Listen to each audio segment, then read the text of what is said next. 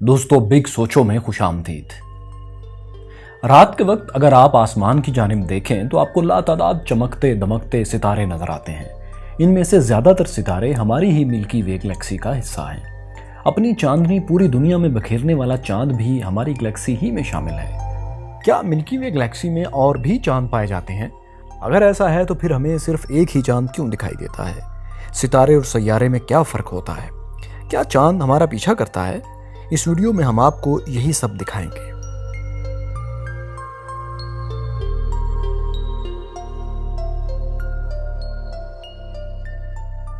दोस्तों, ये कायनात बहुत वसी है और माहिरीन फल्कियात के मुताबिक ये मुसलसल फैल रही है।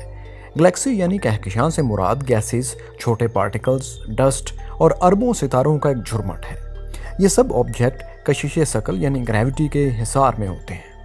एक अंदाजे के मुताबिक कायनात में अरबों बिलियंस ऑफ गैलेक्सीज हैं और हमारी मिल्की वे इनमें से एक है।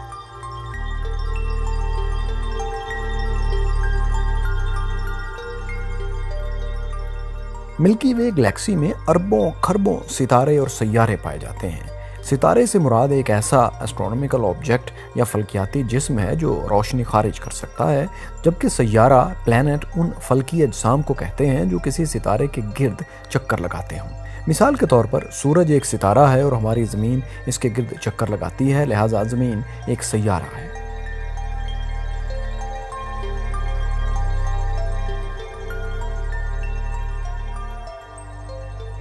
जिस सैयारे पर हम रहते हैं ये मिल्की वे का हिस्सा है।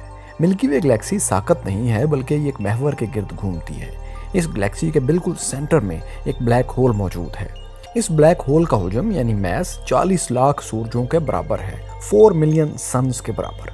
हमारी गैलेक्सी इस ब्लैक होल के गिर्द घूमती रहती है। 1920 से पहले माहिरीन फल्कियात यही समझते थे कि मिल्की वे गैलेक्सी ही कुल कायनात है। 1924 में ये बात गलत साबित हुई जब अमरीकी माहिर फल्कियात एडोन हबल ने एक और गैलेक्सी दरियाफ्त की। इस गैलेक्सी का नाम एंड्रोमेडा है। अलबत्ता इस गैलेक्सी के बारे में ये कहा जाता है कि ये मुसलसल हमारी कहकशां हमारी गैलेक्सी की तरफ बढ़ रही है और आज से तकरीबन 4 या 5 अरब साल के बाद ये हमसे टकरा जाएगी और मिल्की वे गैलेक्सी मुकम्मल तौर पर तबाह हो जाएगी।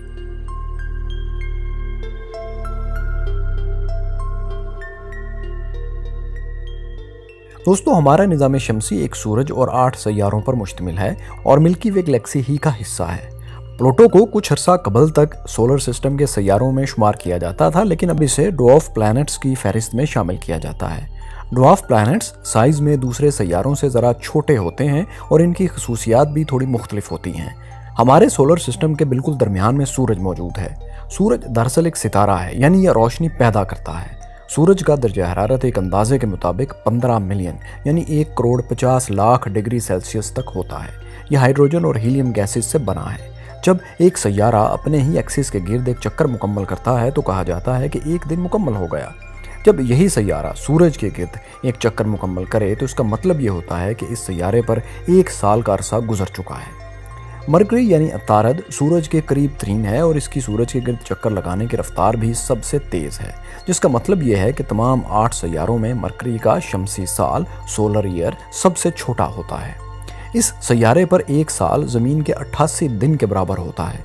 अलबत्ता एक दिलचस्प बात यह है कि मरकरी में दिन से रात और रात से दिन का दौरानिया काफ़ी लंबा होता है और इस साइकिल को पूरा होने में ज़मीनी 175 दिन लग जाते हैं। यानी मरकरी पर 1 साल 1 दिन से पहले मुकम्मल हो जाता है। हमारे सोलर सिस्टम का दूसरा सबसे गर्म सैयारा वीनस यानी ज़ोहरा है। यहाँ दर्जा हरारत 900 डिग्रीज फ़ारेनहाइट तक बढ़ जाता है। इस सैयारे पर आतिशफिशा पहाड़ भी मौजूद हैं और यहाँ हवा का दबाव इतना ज़्यादा होता है कि अगर एक इंसान यहाँ उतरने की कोशिश करे तो हवा का ये दबाव उसे कुचल सकता है। सूरज से करीब तरीन सैयारा अर्थ है जहाँ हम बसते हैं।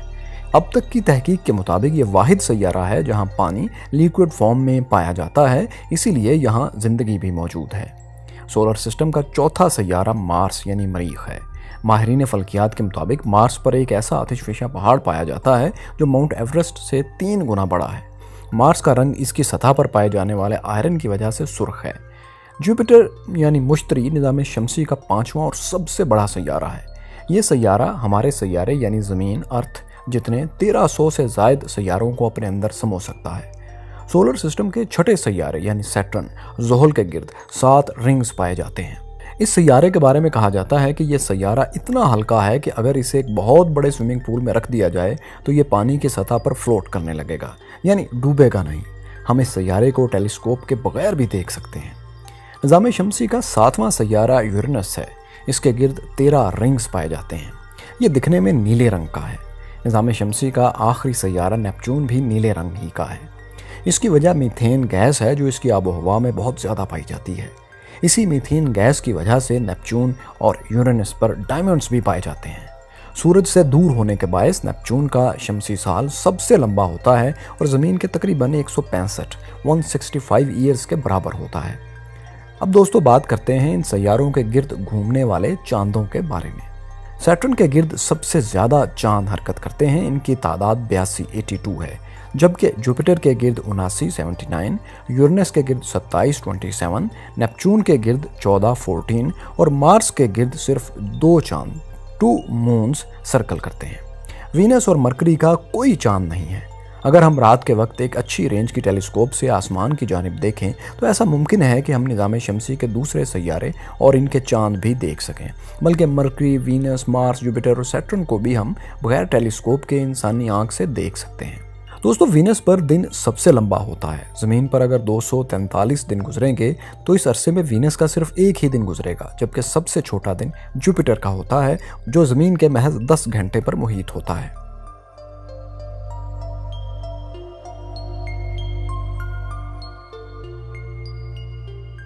माहिरीन फल्कियात के मुताबिक मिल्की वे गैलेक्सी 13.6 बिलियन यानी 13 अरब 60 करोड़ साल पहले वजूद में आई।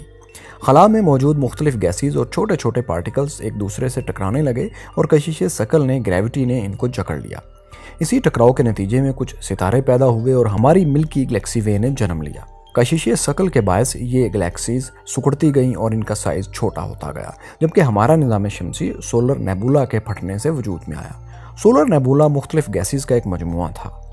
बाज़ माहिरीन के मुताबिक आज से 4.6 बिलियन यानी 4 अरब 60 करोड़ साल पहले गैसेज का ये बादल या मजमुआ एक धमाके से फट गया और इस तरह हमारे सोलर सिस्टम के 8 सैयारे और एक सूरज वजूद में आए।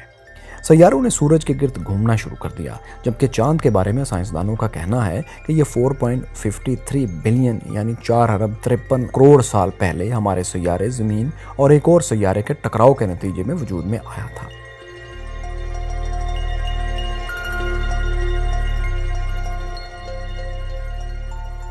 अब ऐसा नहीं है कि मिल्की वे गैलेक्सी में सिर्फ एक ही सोलर सिस्टम है। एस्ट्रोनॉमर्स ने मिल्की वे गैलेक्सी में तकरीबन 3200 ऐसे सितारे दरियाफ्त कर रखे हैं जिनके गिर्द कोई ना कोई सैयारा चक्कर लगा रहा है। अलबत्ता इन्हें सोलर सिस्टम नहीं बल्कि प्लैनेटरी सिस्टम कहा जाता है।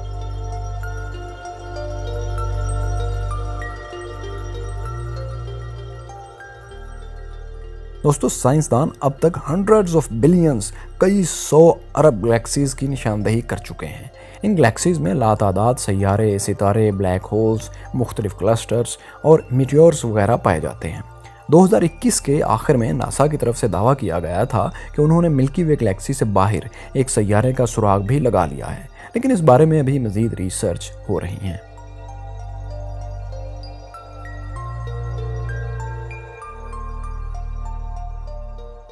दोस्तों, अगर किसी सफ़र के दौरान आप गाड़ी की खिड़की से बाहर आसमान की जानिब देखें तो आपको ऐसा महसूस होगा जैसे चांद आपका पीछा कर रहा है।